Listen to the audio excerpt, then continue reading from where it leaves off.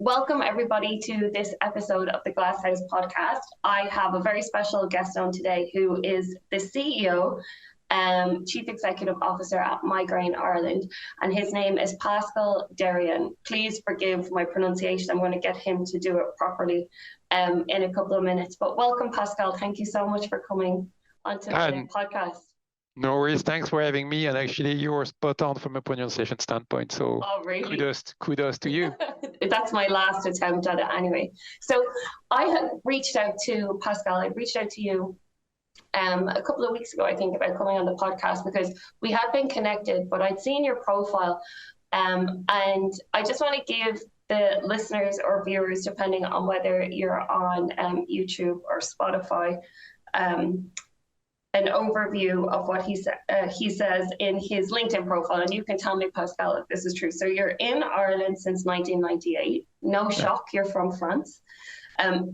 And you have most recently been working in like the charitable sector, the charity sector, not for profit, but you had, I saw that we're going to chat about this in a minute, you'd worked in Microsoft for a significant amount of time. So he has a really wide variety of experience, which I think is interesting. But one of the things that you said in your profile, what you're passionate about is diversity, equity, and inclusion.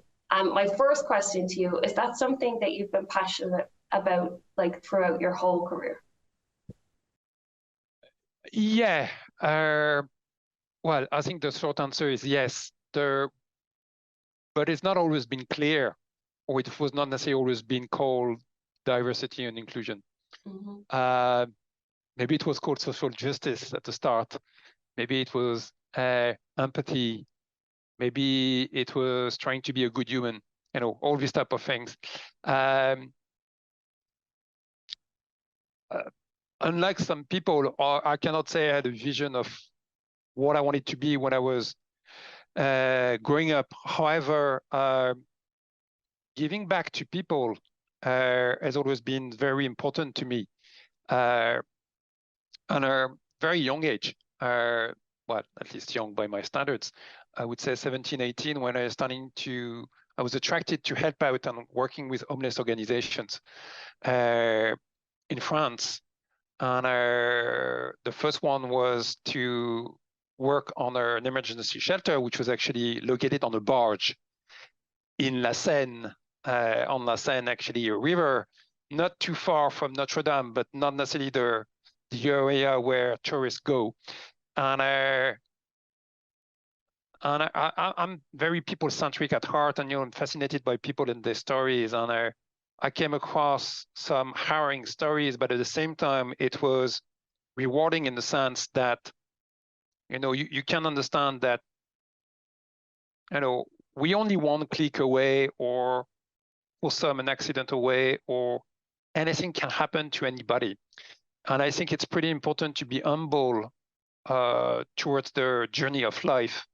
And we all come in different shape or form, different language, color, and all this type of things. So to me, it's really the inner value of each individual and the journey that I'm really passionate about. And I think at a very young age, I was really attracted to this. And then as I grew older and I grew up and I was starting a professional path as well, you can see that in situ in companies and how it does work, whether it was actually in France or whether it was in Ireland, where I spent most of my professional life anyway. And then it became more diversity and inclusion the last 10 years. And even the diversity and inclusion narrative is on a dynamic and on a journey itself. I think it started rightly so with a lot of LGBTQ plus and also ethnic-centric policies. However, it's even beyond that. I think it's hidden disabilities, it's things you don't see, it's chronic conditions. So because as a human race, not a single one of us is identical, including twins. And I think that's pretty important to understand that there's no homogeneity, whether in terms of race, in terms of populations, in terms of DNAs, in terms of health. And that's pretty important to, once you understand that, we are diverse, whether we like it or not. Yeah. So I think that's pretty important. I have a question for you on that, because I had done a podcast with a professional from the Open Doors Initiative, and I'll put the link in the comments for this. And she had told me that 70% of all disabilities are acquired. So, you know, people aren't necessarily born with these disabilities, but as they go through their professional life. So I just think it's really relevant that you're saying that in relation to diversity, equity, and inclusion, that what may not affect me today could very much be a big factor in my life in 6 months, 12 months, 5 years. Absolutely. And actually, just a big shout out to this organization who's doing fantastic work. I think Jan is really doing some Trojan work in that domain. Yes, yeah, you know, it could be anything, accident, neurology.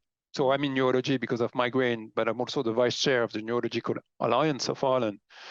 And then whether it's Parkinson, MND, and so on. So, you know, it's you know, the life is not static, it's dynamic. You know, obviously I'm stating the obvious here. However, we may acquire or develop some chronic conditions, or some may be more debilitating than others.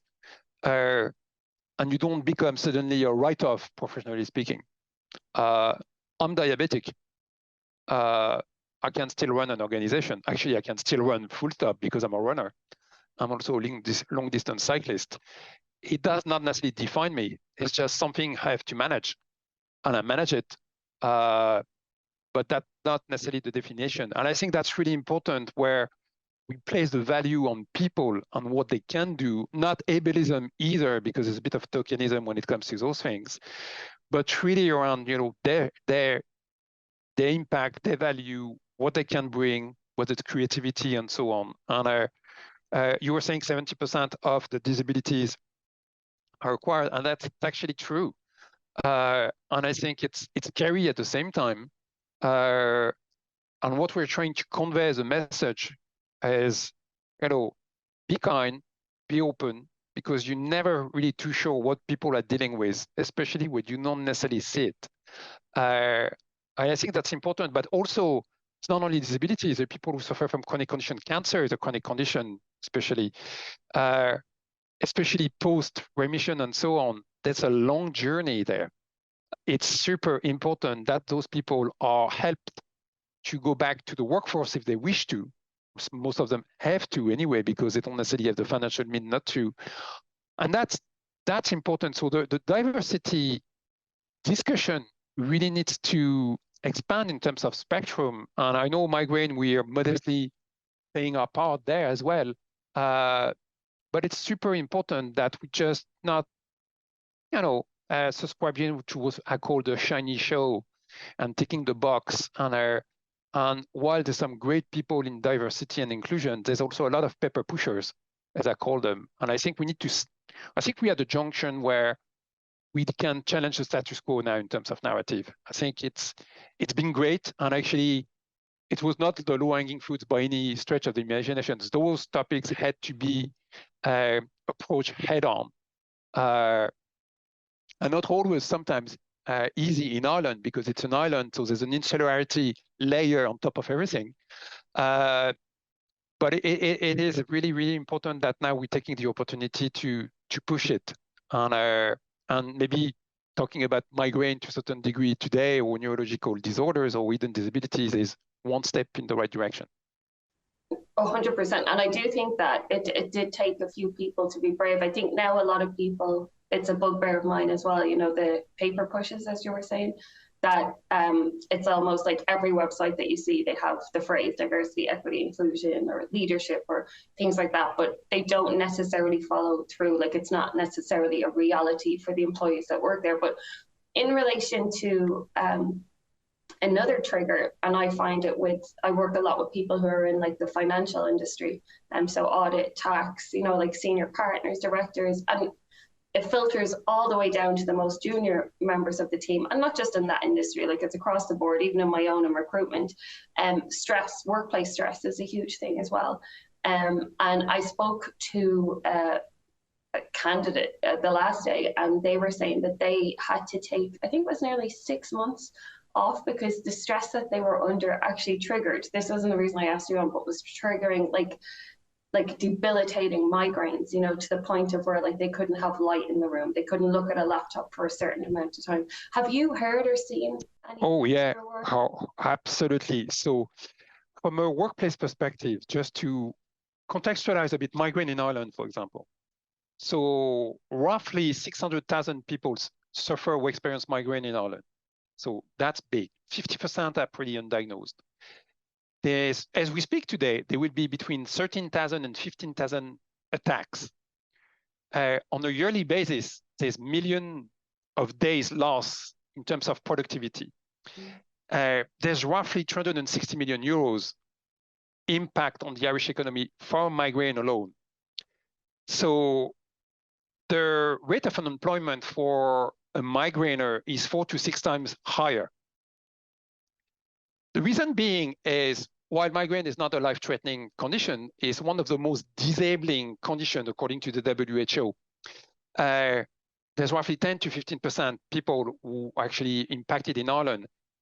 The ratio is 70-30, so 70% ladies, 30% gentlemen, children as well. It tends to impact people in their prime, from teenage years to 50 menopause. Unfortunately, a lot of people do carry, especially on the lady side, the flame of migraine beyond that age group. However, the social burden on one hand, but the professional burden is actually massive because it's trivialized, it's misunderstood, it's not diagnosed. However, on the lighter hand of the spectrum, it's going to be just OTC and you fine for a couple of hours. If it may be episodic migraine, but if you suffer from chronic migraine, epileptic migraine, and so on, it's actually far more complex because you may not be able to function from, let's say, 2 to 3 days or 4 to 5 days a month. And actually, not only the social burden and the professional burden, but because it's misunderstood, it becomes trivialized and it's not recognized. Actually, migraine is not an LTI, which is a long-term illness. Even though there's chronic pain. Most of the workplaces, and actually it's starting to move, but most of the workplaces, especially the small SMEs who don't have the luxury of having an HR department and so on, don't really understand what migraine is all about. So people are trivialized and stigmatized, so they may well end up as being labeled plain difficult, lazy. They may end up on performance improvement plan, and some people are simply fired. Happens. There's no reasonable act when it comes, accommodation act when it comes to migrainers.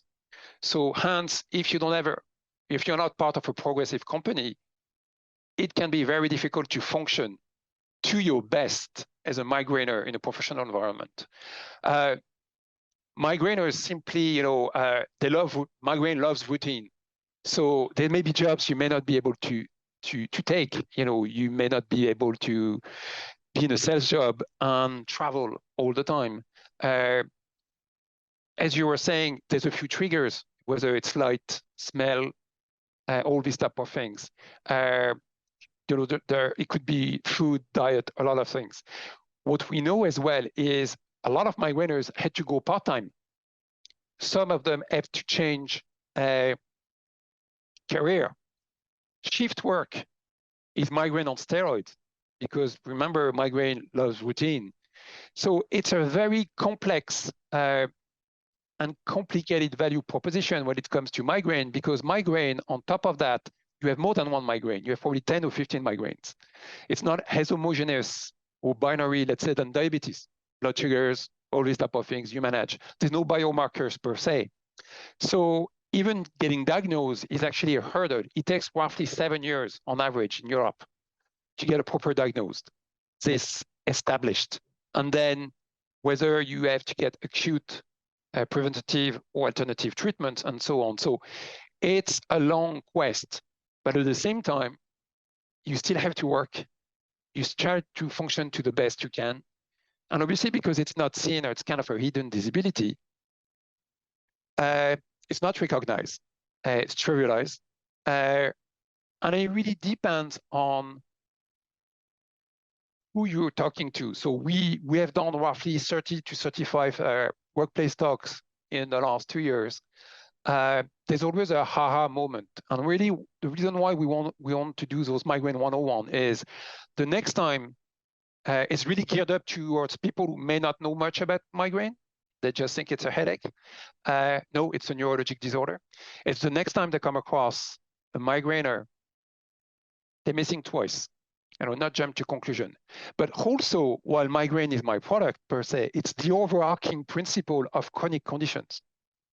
Anybody who do chronic conditions and have to work may require some little adjustment in order to be best.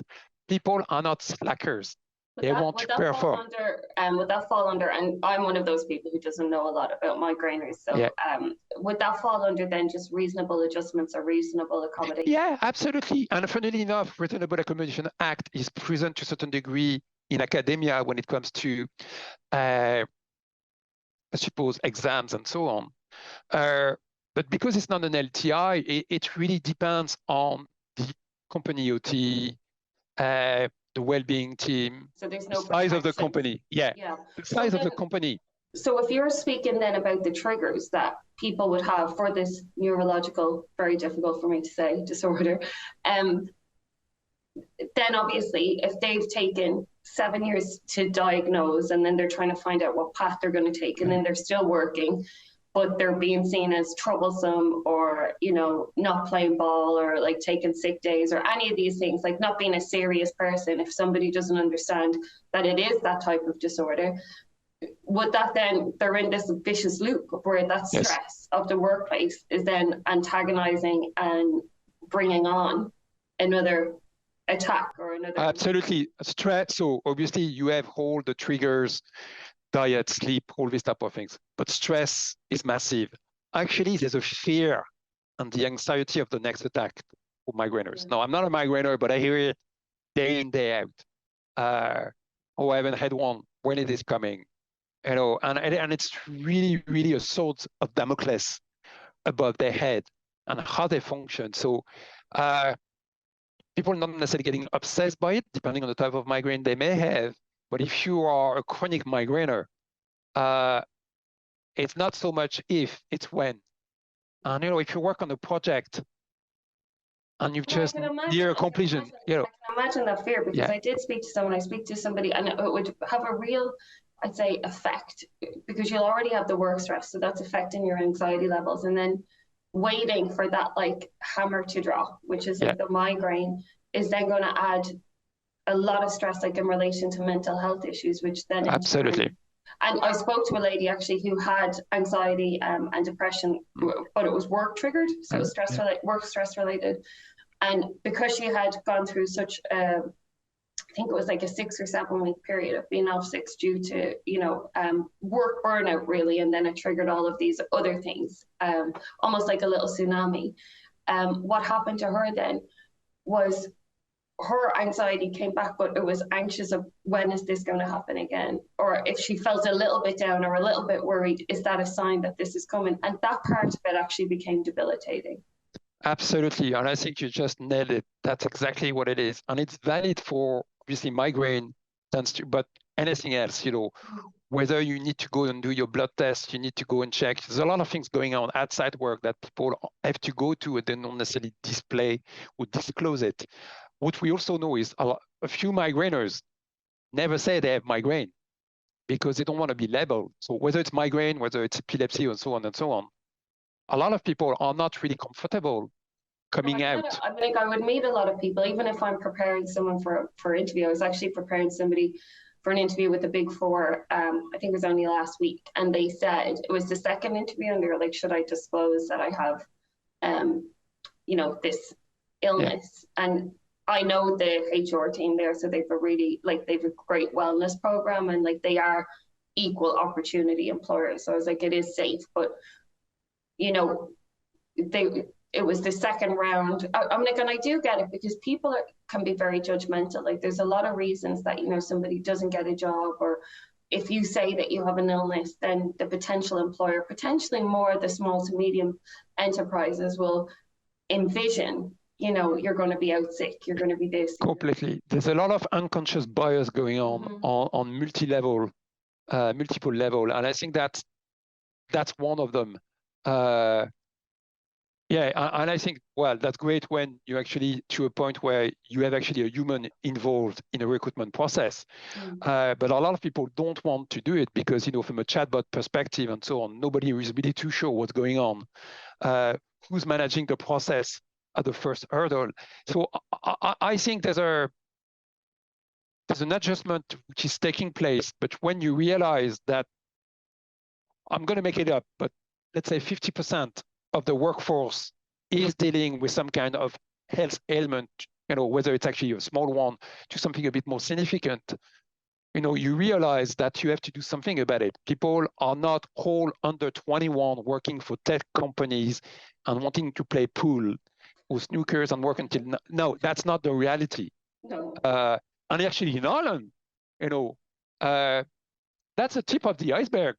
All the big tech companies, 95%, even probably more, are small companies in Ireland. And that's where the critical mass of employees are working.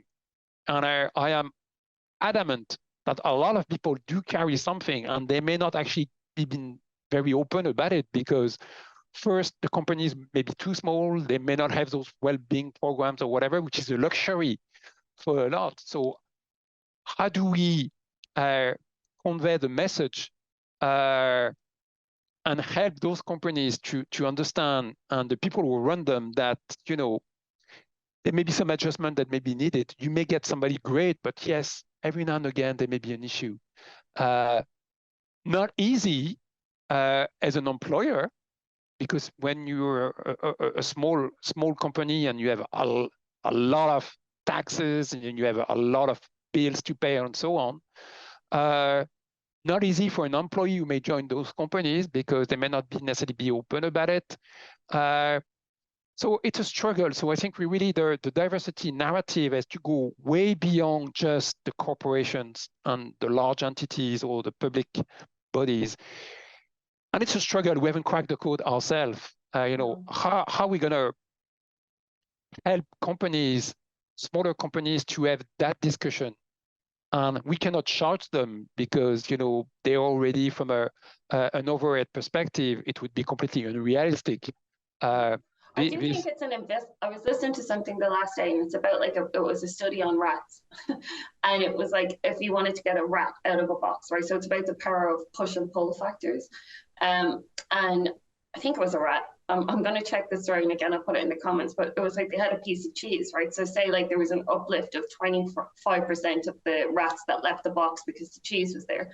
But then if you had a cat chasing them and the cheese was there, the number of rats that would leave the box was like significantly higher, right? Because there wasn't just a pull factor for them to do it, there was a push factor.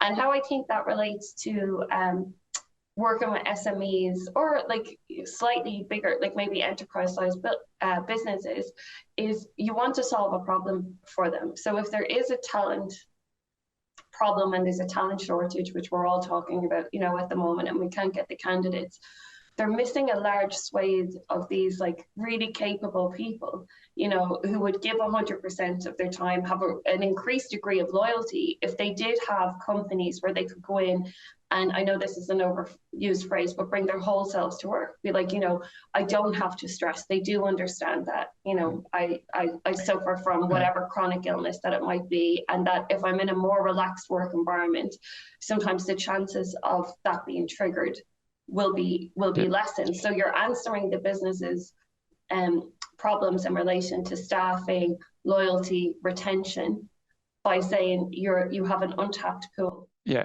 absolutely. And you're right. You know, we cannot keep on being so binary when we approach those things. The good news, for example, when it comes to migraine, Fujitsu had put a well-being programs in place geared up specifically towards migraine. I think you can read, or actually I can provide you some documentations, guys, if some of you are interested. But the outcome, just in 2 points, was one that was put in place and recognized, the productivity went up.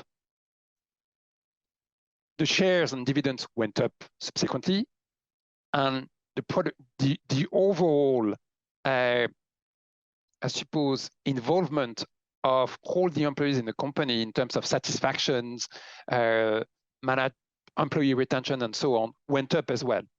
So we can do things. It's not a burden. If you do it right, you have some dividend about it. But I think you need to take the long-term view about it and kind of a more rounded view of what it is. It's more proactive, though, isn't it? More proactive, yeah. And I think reactive for those employers. So you may say easy for Fujitsu with thousands of employees. Yes, I fully get it. Not so easy if you have 10 employees. However, when there's intent, there's success in my book. So if you're just being a bit more open-minded and made some small adjustment, you're better off having somebody who may work part-time and being really, really, really there and impactful than just being there, presenteeism. Presenteeism as well is also a problem with chronic conditions because, for example, in the case of migraine, there's a leading up to, which is not great, and when you come back, you're still not functioning 100%. It's not binary again, it's not a switch. And I think if employers are a bit more open-minded, it will come a long way. The breakdown in terms of how is composed the workforce is a reflection on society, and not everybody is perfect. No one is perfect. I'm no longer 21. I'm still energetic. I don't necessarily want to be either. No. But I think it's really important that I often finish the workplace talks in a way that just be kind, and treat people the way you would like to be treated.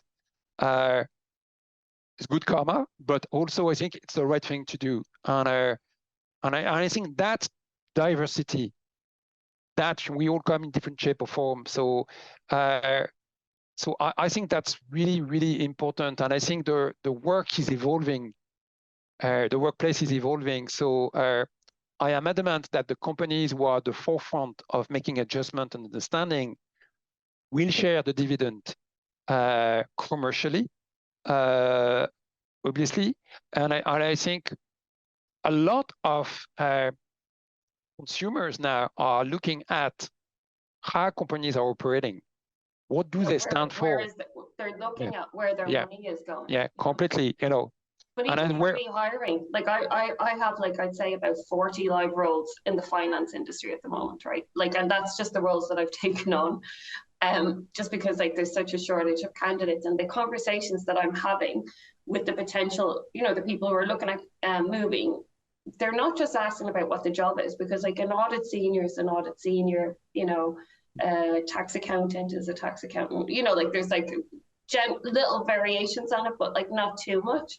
But it's more to do with the culture of the company, the work-life balance, the support that's put in there. And these are from people who have just finished, their first exams, or they've just graduated college, to people who have been partners for 7 years, 8 years. Like, so that's again the push and pull factor. It's like, what have you got to offer me? Like, is it a good environment that I'm going into? And I don't think, they're not thinking about acquiring disabilities or things like that. But if employees or the workforce like were to think like that this is what could potentially happen to me, you would definitely be considering going into a workplace that offers you that type of support, that offers you the, healthcare programs, and not just when you're there like 5 or 6 years. So I've seen that an awful lot. Yeah, I think the value system is super important, and especially post-COVID. young employees rather work for more progressive company for a lesser or a smaller salary, and if it does include flexibility and so on. So, for example, from a migrant perspective, hybrid work is really, really, really good, or full remote, because people can work on their terms, the triggers are different, and so on and so on. Now, you may have to go to obviously to the workplace because you may have to meeting, but if you can minimize the exposure to triggers, I think that's super important. And I think you get the best out of your employees as well by doing this. And I think the loyalty is probably higher as well, as opposed to have people hopping from one role to another because they're not satisfied with which was going on. So I think it's and you see it, the insurance companies are moving towards this as well around well-being. So there's a move in a workplace ecosystem towards this. I welcome it. Sometimes there's a bit of tokenism, but for those who are actually, like Fujitsu, for example, and I think Novartis has done it as well. There's a way to go about it, and again, it cannot necessarily be only pathology specific or condition specific. I think if you have something across the board, it would work for most. 100%, yeah, because that would help with mental health work as well. And a lot of roles, I was on the Happier at Work podcast with Aoife O'Brien, and we were talking about how a lot of roles can be outcome based, or so if you suffer from any type of chronic illness, but you have a project or a deadline or things like that, you don't necessarily have to do a 2-hour commute into the city centre to sit at a desk to show that you're there and working. You could do it from home, and you could get your 6 or 8 hours done in a day, but maybe the lighting in the room is more is better for you, or completely. And it's also from a work perspective, it's true how clarity around the objectives and so on, and just the check-in. I'm a big fan of outcome based and sometimes scorecard, and even for us, we have to professionalize. We have one day in the office which is called the anchor day, and we all come together because it's good to have a chat. And but the rest of the week we do check-ins. I'm in the office today. I'm on my own, which is fine. I think it's really important to do it. I don't really care how people are getting there as long as they get there. So I don't care. No, I need to help them to do check-ins and so on. However, sorry, just to clear up that. So you don't have a preference. Once you know that individual is getting their work done to the standard required, they could do it standing on their head. Absolutely.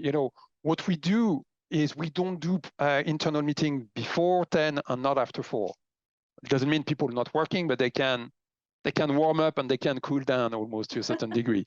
But also, and it's not only because in charity, but even before, presenteeism doesn't really do anything for me.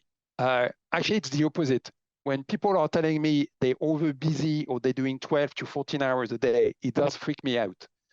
The reason being is either they're not efficient or I haven't given them the right objectives, and the onus is on me. I haven't been really reasonable in assessing the ecosystem and the ability. It's not necessarily the employees' fault. It's really the organization. Sometimes you have completely unrealistic objectives put on some individuals. And stress, and they do carry chronic conditions, then it's a recipe for disaster because it's like shooting yourself in the foot almost. And it's a bit insane. So that's why we do those workplace talks, because we want to equip the line managers and DHR. Hang on, think twice. You also have a role to play in this. It's not all about the individual. So they may have been very generous in sharing their condition. Meet them halfway, and you get the best out of them. And the numbers are there. There's multiple, especially in the US, study case where it does indicate if you have the right well-being programs, but not necessarily the tick the box once a month and you have done something, okay, I'm good on my scorecard. If it's genuine and there's a real intent, commercially, it's good for the company. So I think some companies are a bit slow on the uptake. But to me, in Ireland specifically, I think it's great. We talk to all the big companies and so on. The proof in the pudding will be how the SMEs and micro companies will be equipped, because we need to help them to be able to cater for different type of employees and different type of profiles, because that's the critical mass of employment in Ireland. And we really need to, whether it's retail, whether it's factory, or whether it's, it's not everything is happening in Dublin. So I think that's really important that we help those people and we stop this great divide. There's a great divide between Dublin and the rest of the country, but the great divide between the corporations and the other companies whose employees deserve to be treated equally as well. Coming on from that, and I do think that there is a divide. I think also to do, like, in fairness, this isn't a stick to beat like the small to medium employers with. This is more just giving them the access to the support so they can look after their employees. Completely. And so then it will feed into the bottom line. But you said something there which is a nice segue into another one of my favorite topics, which is about leadership. And whomever I have on the podcast, like if we talk about, like, they're similar job titles to you. So someone who's like a chief executive, a decision maker, a business leader. I asked them what leadership is to them. And you had just said that, you look internally. So like you will self-reflect. If you see an employee doing that 14, 15 hours a day, you feel that like either they're not capable or you've dropped the ball or leadership has dropped the ball somewhere. Obviously then accountability is important to you, but what else do you think makes you a strong leader or makes a strong leader? Well, yeah, let's say, do a bit of deflection. But a strong leader. Well, I suppose I would say for me first, when I'm meeting, when I'm taking new employees on board, for example, or I'm joining an organization. So I always spend a lot of time talking about my story, who I am, what I stand for, tell them how I ended up there. And then I ask about them as well, because it works two ways. But at the end of the conversation, if they knew, and I said, there's one thing you really need to understand. I'm working with you. You are working with me. You're not working for me. I think it's super important to me. I play a different role in the organization, but what I'm doing is not necessarily as more important than what they do, because they've been hired for some knowledge I don't have. Otherwise, I don't do micromanagement.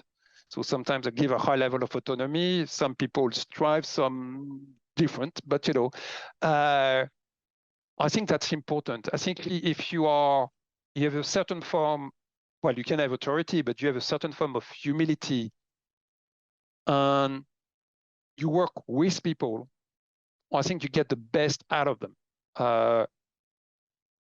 And every day I learn something from the people I'm working with.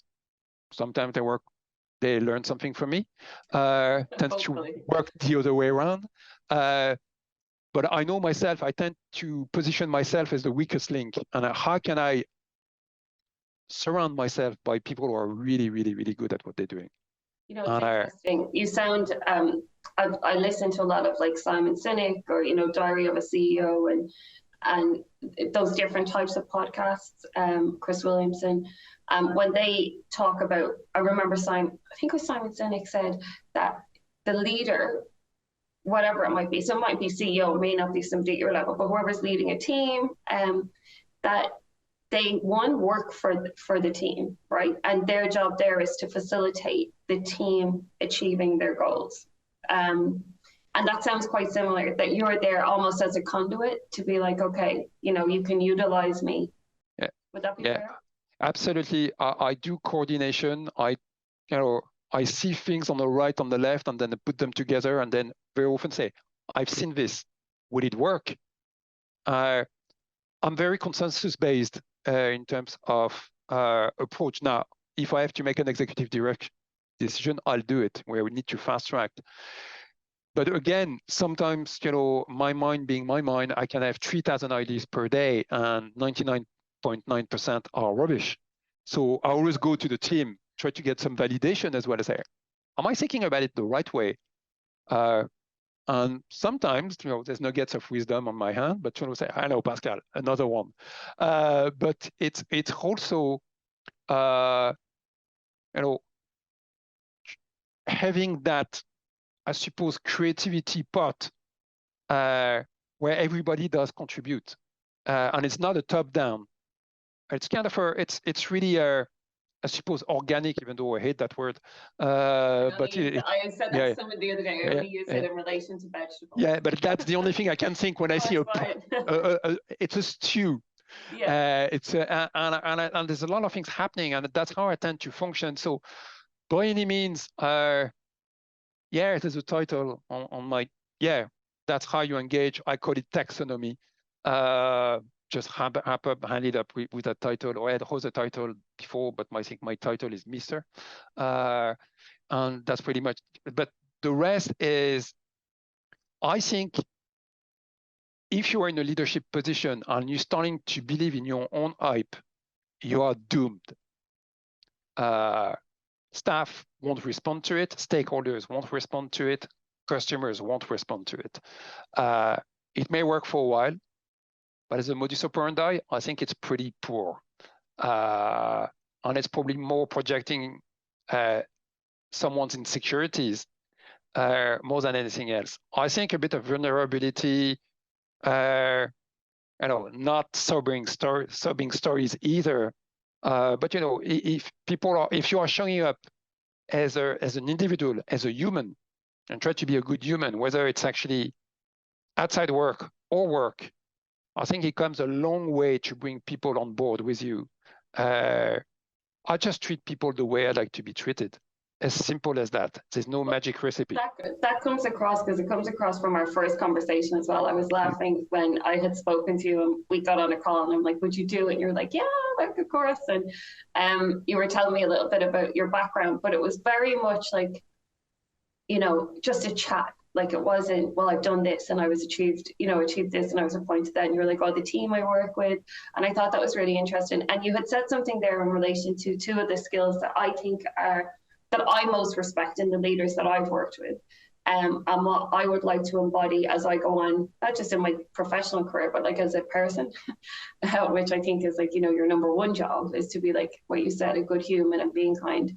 I think it's authenticity is really important, because people can see that you're not being disingenuous. And I think vulnerability, and as you said, not in the sense of, maybe my cat died or this and that, but just that, like, your mistakes or, your career path. You had said to me that your career path, as impressive, like as it is and where you went, that it wasn't, okay, my 5-year plan, this is where I'm going to get to.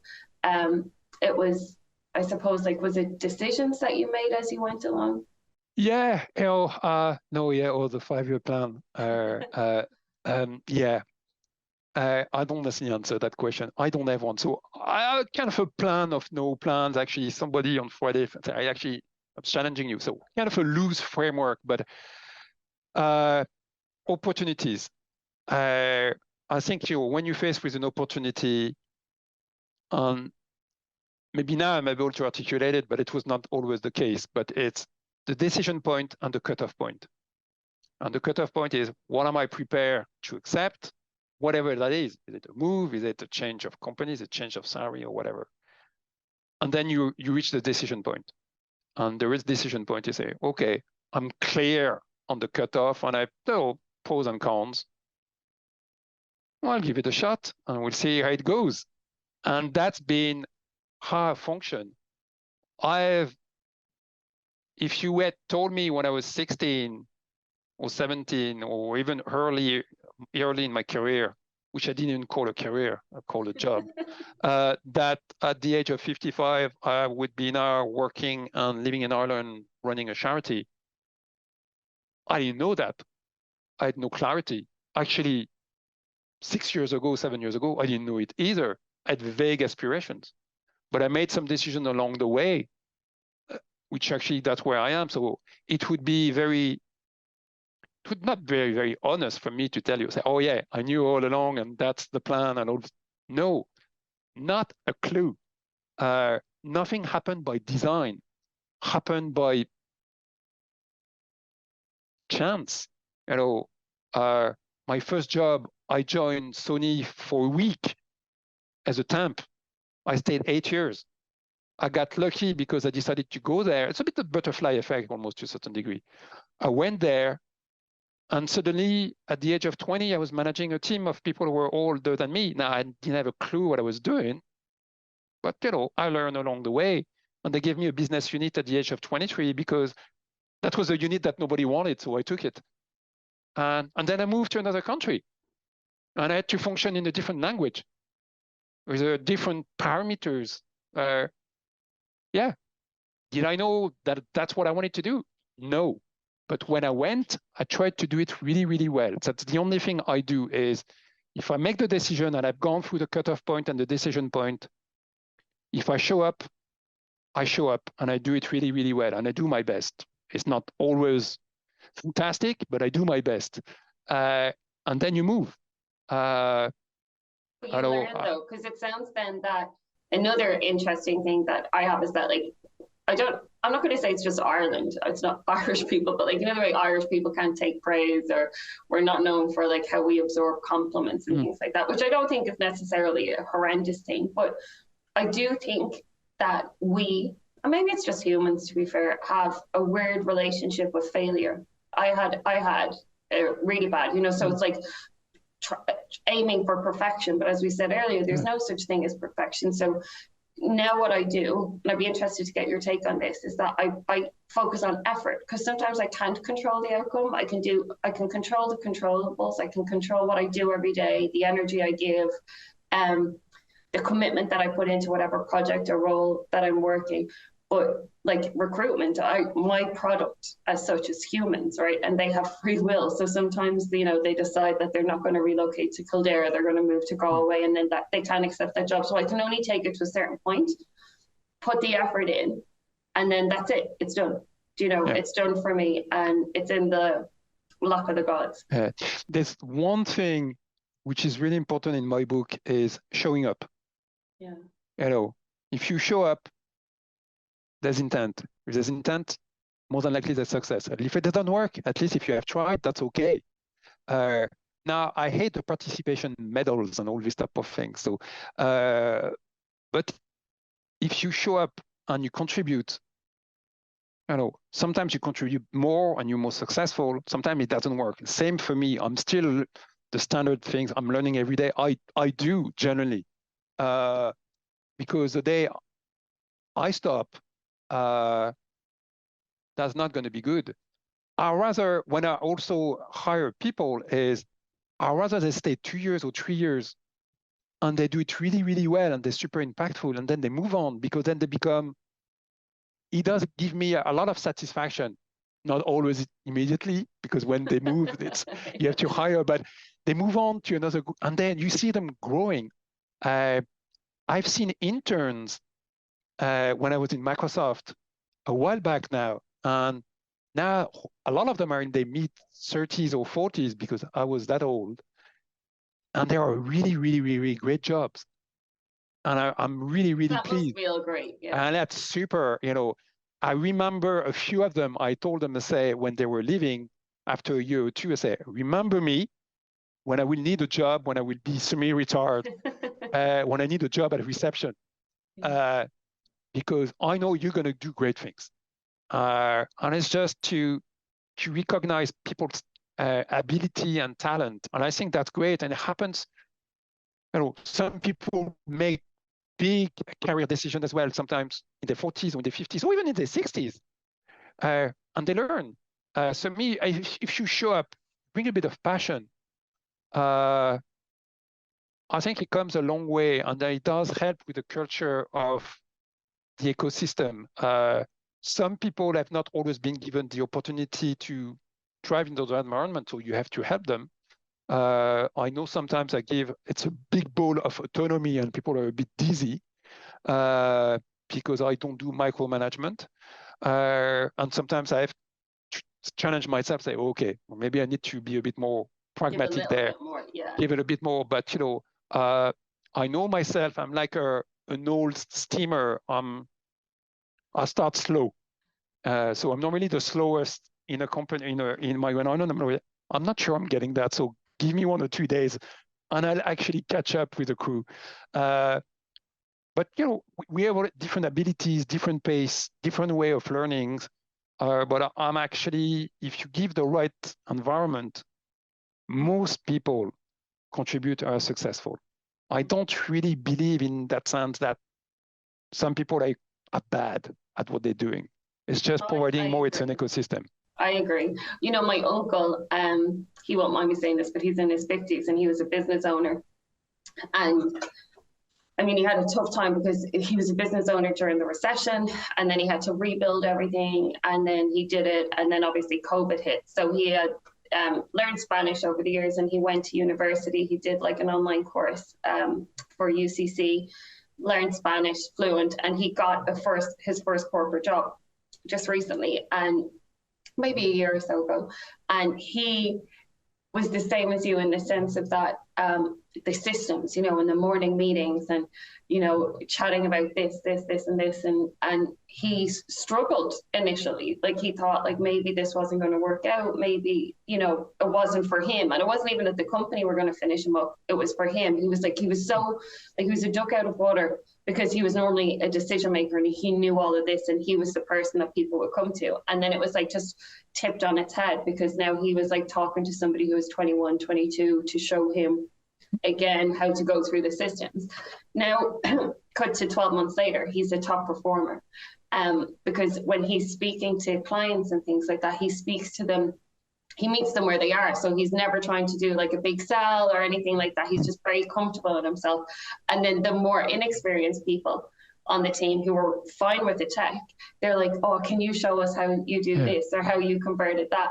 And I really think that because he's in the right company and because he had the right support network from a diverse group of people who are around him, he's now flying. Like there's nothing that he can't do. And it's something that I try and reiterate to the candidates that I speak to. Like I always try and present a diverse group of candidates for whatever role that I'm working on. And you can tell the difference, like, if a certain age group is like, well, is there older people in the organization or is there this or, is there training? And I do think that like you can actually set an employee, what you said there, up for success, that there's nobody who wants to go in really and do a really crappy job, Oh yeah, I think no, nobody wants to have the difficult conversation and so on. So I think this, and I think it goes back to it goes back to some people who end up managing people. I think needs to think twice. The way I think about people management, as some are calling this in corporation, is it's a privilege, but it's a huge responsibility. I used to coach young aspiring managers in some corporations, and they were coming to me with their personal development plan. I said, well, I don't even want to talk about it. Just don't. It's like the 5-year plan. Don't. I'm going to ask you a question. Do you like people? And most of them were looking at me with blank eyes, and I say, because the reason I'm asking that is you're going to have to make hard decisions. But you are dealing with people who may actually talk about you and your interactions when they go home and all these type of things. You may trigger some stuff you may not know. You have to understand that you have to be a manager. You are the thin line between a manager and what I call a damager. Wow. And that's the last thing. So if you're not sure, please don't do it. As far as I can, I'm in the business a long time. 60% of people who are managing teams are not fit for the role. Oh, I couldn't agree more. I So remember I was asked to manage somebody in my previous company, and I didn't want to. Well, it wasn't that I didn't want to. I didn't know if I had the capacity to do it and do it well, right? yeah. Because I'm like, recruitment's a sales role, so I wasn't like a team manager. So I was revenue based, and as a recruiter and someone who chases like fees and this and placements, and can be a bit Wolf of Wall Street. It was like, for me to give a significant amount of time of my day to this person to make sure that they're up and running. Now, in the end, I decided to do it, and it went well, and they were like, oh, we'll repeat it and get you to get somebody else in. I'm like, no, like, this person is set up and they're good, and that's enough, because it did take a lot. Yeah, I think it's important because a lot of people think management is a transactional activity. Nah, that's not what it is, even in that supervisor role level. So I think it's super important that you do it for the right reason. And generally, I've seen people just damaging people in the process. I inherited teams where people were earmarked for the exit, and I just made up my own opinion, and then I found out somebody was bipolar, never spoke about it. Somebody was going through a lot of changes in their life, and and they'd been a high performer, and suddenly drip, and that's suddenly a bit of loyalty to what has happened in the past goes a long way as well. I know you can be only as good as your last selves and blah blah blah blah, but yeah, but it's not that's not true, and that's not reality. I say everybody in their professional life is not at peak. I'm not. I've never, I know, even within the same role, but there's moments does that. There's yeah, no 100% consistency. Yeah. There's no. Sometimes it's just getting up, going in, and I won't swear, but it's like not effing it all up. It's like some days I come in, I'm like, if I open another email, I know it's going to be a disaster. And sometimes you plateau for a while because that's all you can do. And also, people do what they can, not always what they want, depending on what's happening. So, I think it's fascinating because you're dealing with people, but you cannot have a binary approach to it. So, when it comes to people management, some people say, do gooder, blah, blah. Yeah. The only things I wish is actually you are treated somewhere very, very nicely at some point in your career, because as we were saying, we're not always at peak. Companies who tend to manage their staff like a commodity rarely last. No. I read something yesterday. I was actually sending it to my brother in Canada because his LinkedIn profile was atrocious. But I was like, what's important to you? And he builds teams. He lives in Vancouver, so he works with a finance institution there. And he's like, he's really focused. So I put up a thing. It's like, build, I can't remember who the quote was from, but it was like, build a team and then the team build a business. And when I was in my previous company, my nickname, they used to, one or two of them, the Wolf of Wall Street types used to call me FOSS, which was like, the social welfare thing, because they were like, you're always trying to help people. But it was like, I was top biller, So it wasn't that my kindness. You can do both. Yeah, it wasn't that my kindness was getting in the way of it. What it was that they actually were coming back to me. And then when I did place these people, or I did give them advice and they got a job, they brought their business back to me. So even if you don't do it just because it's the right thing to do and it has a social impact, the bottom line, as we said, in relation to the diversity and making reasonable accommodations, it comes back to you financially, even if that's all you're motivated for. Oh yeah, absolutely. I think being a bit more open-minded and being progressive and start to think about things in a less transactional way does help. And maybe I was not necessarily using those terms, but my very first job was transactional in its nature because I was working in a warehouse, and I started to work when computers or knowledge of the printer, all these type of things were power. What I did is everybody was 15 years older than me, so the warehouse operative, in order to gain a bit of, I suppose, respect, because I was 15 years younger than most of them, is every Friday afternoon, they were doing my job. So I taught them how to do my job because they didn't know how to do it, because they were just moving boxes and forklift or whatever. They never had the chance to go near the computer. That's prior Microsoft. So I taught them how to do it. So we switched. I went back into the production line and all these type of things, and they were doing it, and I was checking with them. So there was one every Friday. Now, I don't know, I came up with that idea, to be honest. If I knew, I would tell you.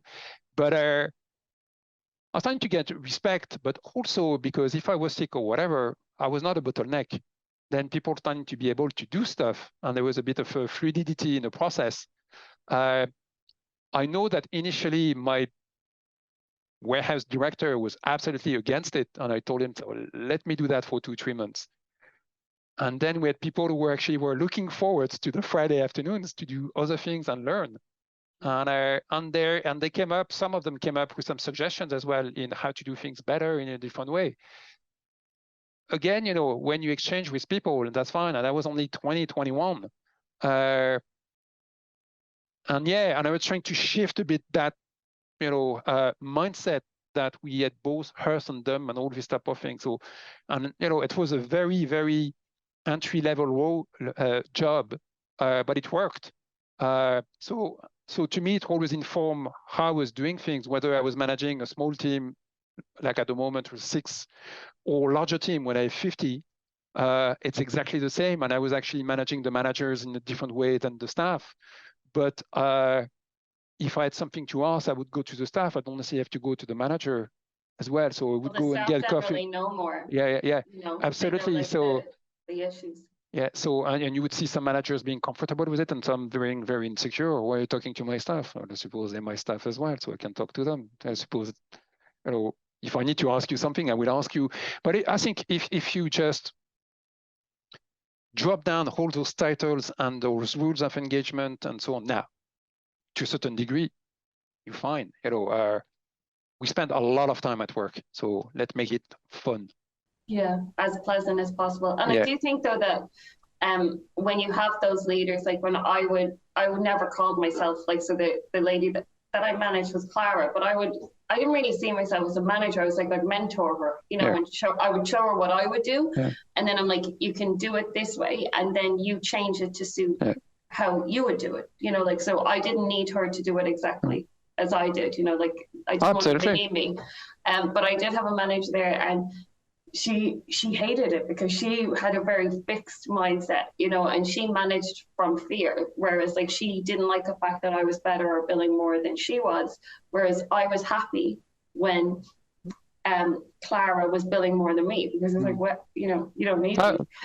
Yeah, that's the growth mindset in a thing, and I noticed a lot of books, and I don't do business books, by the way. Yeah. So I've got no. There's only one I like. It's because it's a friend, and actually, the story I like the most is actually the personal side, and then he's talking business, which is fine. He's good at what he's doing. But no, I don't do business books. Not interested. Not for a bedtime story whatsoever. No, not. I'm a doer. So, I tend to learn and kind of a show me, don't tell me type of person. And obviously in the business I'm doing, it's not, what we're doing. I say, while it's health, but I'm not a clinician, so obviously.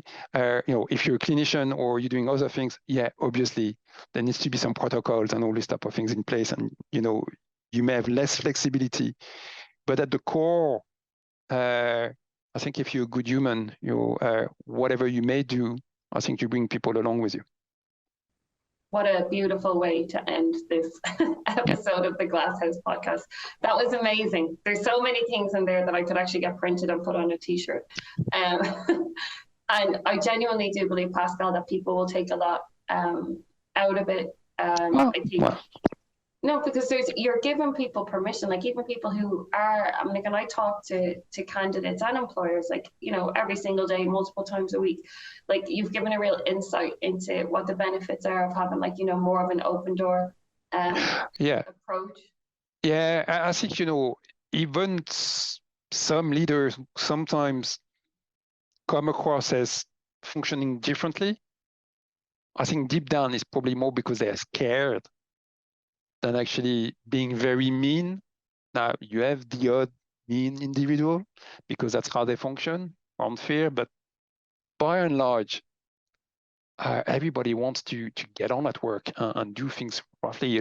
Having a toxic environment by design, I think it's a sign of the past, hopefully. I agree. Well, listen, we are going to share this across YouTube, anywhere that you get your podcasts, and we will put some links. I'm going to get Pascal to send us some of that data, because even the studies relation to migraines in the US, I think will be relevant, because sometimes like what happens there is indicative of the direction we're going. But a huge thank you, Pascal. Merci beaucoup. No worries. Practicing that. And Super. Yeah, it's been great. So thank you so much. Thanks for having me.